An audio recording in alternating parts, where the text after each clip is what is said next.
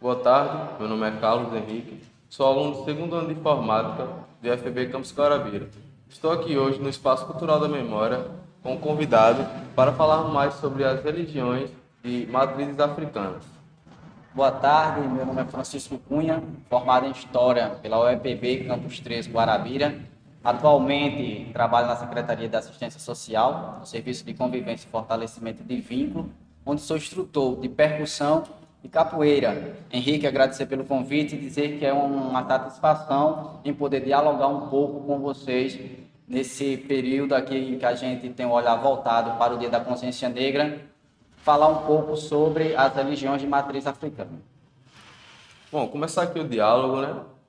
Queria fazer algumas perguntas, começando com o que é necessário saber e compreender ao fazer menção às religiões de matrizes africanas.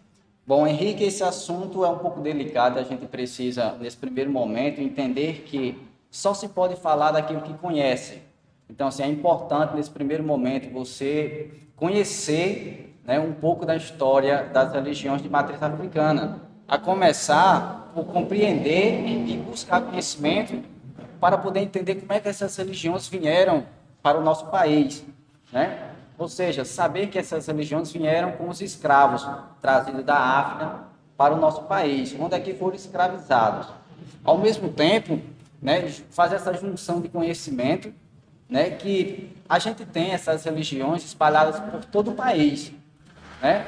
Como, por exemplo, a gente pode citar, né, o candomblé de Jeje, na Bahia, né, o candomblé de Queto, né, que está na Bahia, São Paulo, Rio de Janeiro, né, o Xangô, no Pernambuco.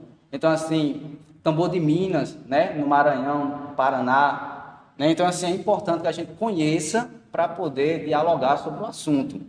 Também é entender, Henrique, que essas práticas religiosas de matriz africana, elas acontecem nos terreiros, né, nas casas de candomblé, nos lugares onde as pessoas praticantes se sentem mais à vontade para fazer esse processo ritualístico das suas religiões.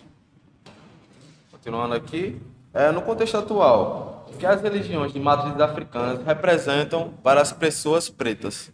Bom, em primeiro lugar, isso é uma pergunta bem complexa, né? Mas a gente pode falar, Henrique, que representa para a nossa negritude, né? Além do que a gente pode chamar de base cultural, né? Para a negritude, a gente pode dizer que as religiões de matriz africana representam aí em sua totalidade a resistência, né, o conhecimento ancestral e toda a nossa formação cultural. Né? A gente tem uma formação cultural que advém dessas religiões, principalmente para o negro. Com certeza. Trazer e compartilhar informação sobre essas religiões representa um processo de conscientização de extrema importância. E, sobretudo, necessário, quais são os impactos esperados que o processo de conscientização provoque nas pessoas? Primeiramente, a gente tem que compreender que, ao longo do tempo, a história ela foi omissa, né, a esse conceito de aprendizado.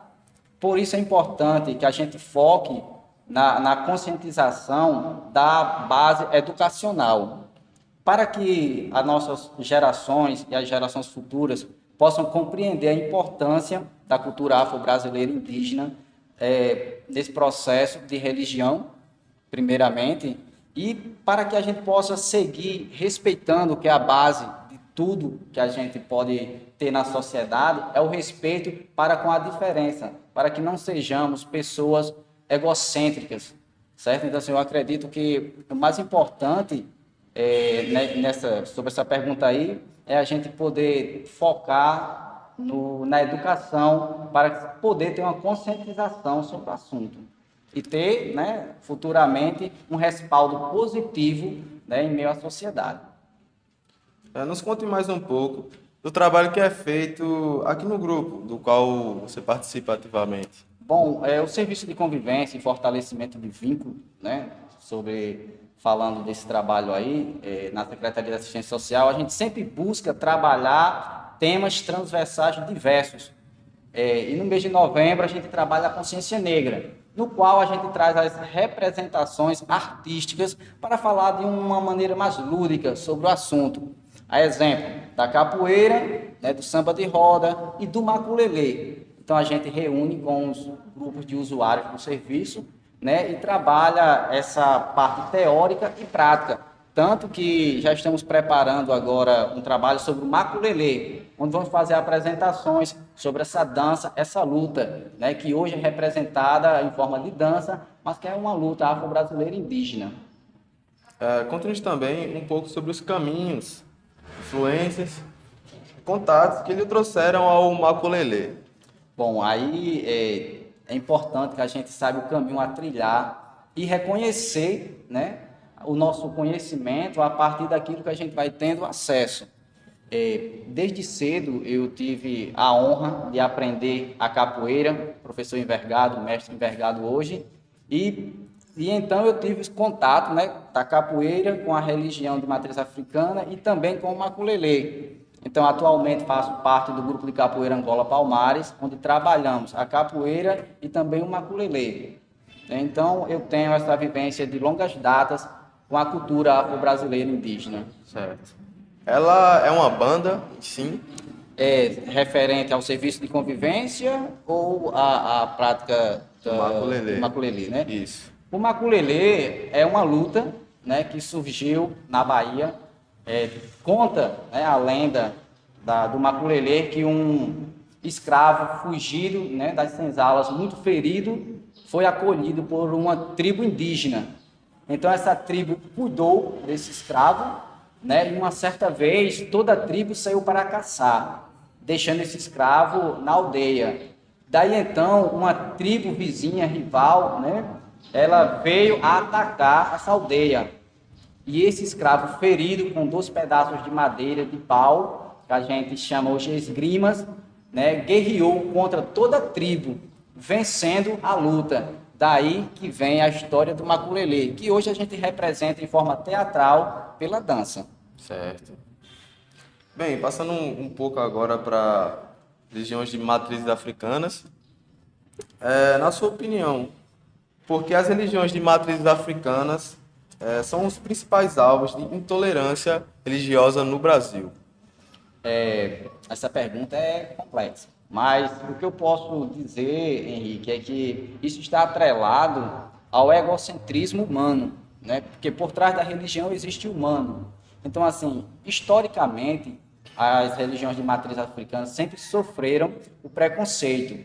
Então, atualmente, a gente ainda tem, apesar da gente ter uma lei que me falha a memória no momento, né, de liberdade de expressão religiosa. Mas, atualmente, a religião de matriz africana, ela sofre. Por quê? Porque ainda se tem o preconceito humano, né, de pessoas egocêntricas que acreditam que tudo que não é do seu entender, do seu conhecer, deve ser, de certa forma, marginalizada, ou até mesmo, como acontece com as religiões de matriz africana, né, a parte da violência que acontece atualmente, né? Então, isso é uma questão humana, não é nem de religião, mas humana. O humano hoje peca pelo desconhecido. Há entidades que são cultuadas por adeptos, aqueles que seguem a mesma. E temos o exemplo de Exu, Oxalá e Oxum. Mas, na verdade, quem são eles? Exatamente, né? Nós temos Exu, né, que é uma divindade que representa ali a divindade que faz a ligação entre o divino e o humano. Então, assim, é responsável por intermediar, né, essa ideia do humano para com o divino. Oxalá, que é o Deus da vida, né, que é o criador de tudo, todo ser vivo, humano e natureza, e Oxum, a deusa das águas doces, né, dos rios, das cachoeiras, também do ouro. Então, assim, são divindades que os adeptos, né, acreditam, né, que faz essa intermediação e tem um significado para cada um deles, né? Bem, há elementos que são bem característicos em cultos religiosos de matriz africana. A exemplo da vestimenta, que basicamente ela representa. Olha, essa parte da vestimenta, caso poucas pessoas não saibam, mas trazendo um contexto simples, a gente tem essa ideia do final do ano, né? A questão do dia 31, se vestir de branco. Mas poucas pessoas sabem que a gente traz das religiões de matriz africanas, né? Porque o branco, ele representa a pureza, né? Representa a questão da pureza, da limpeza do ser, né? É algo que é novo, que está limpo, né? Então, assim, a vestimenta ela é importante porque ela representa a paz, né? Todos nós sabemos que o branco no mundo representa a paz, né? Nas religiões de matriz africana também representa a paz, representa a limpeza do ser, o ser está limpo, está branco, né? Esperando coisas boas, né? A gente, católicos, apostólicos romanos, temos nessa passagem de um ano para o outro. E as entidades, as pessoas de matriz africanas, ela tem o tempo todo, né? Nos seus cultos, elas usam essas vestimentas nesse sentido, né? Nesse sentido mais de podemos dizer, de paz. Com certeza. Bem, Francisco, chegando aqui ao fim do nosso bate-papo, papo muito bom, por sinal, queria que você deixasse uma mensagem de conscientização para a população que ainda tem um certo preconceito com as religiões de matriz africana. Bom, Henrique, agradecer, né, pelo convite e dizer para aqueles que não conhecem, né, as religiões de matriz africana, procure conhecer, porque não se pode falar do que não se conhece. Dizer que por trás da religião de matriz africana existem pessoas, seres humanos. Então, a mensagem é que nós possamos amar mais e ter empatia pelo próximo, respeitar a todos igual, né? Respeitar a todos iguais, independente de suas religiões, né? Afinal, a gente tem a liberdade de expressão, a liberdade e o direito, né, de seguir a religião que bem nos cabe, né? Então, assim, a mensagem que eu deixo é essa: mais empatia, mais amor ao próximo. Bom, agradecemos a sua participação aqui nesse diálogo. Creio que abriu nossas mentes, o jeito de você expressou aqui sobre as religiões de matriz africana. Agradecemos muito e é isso.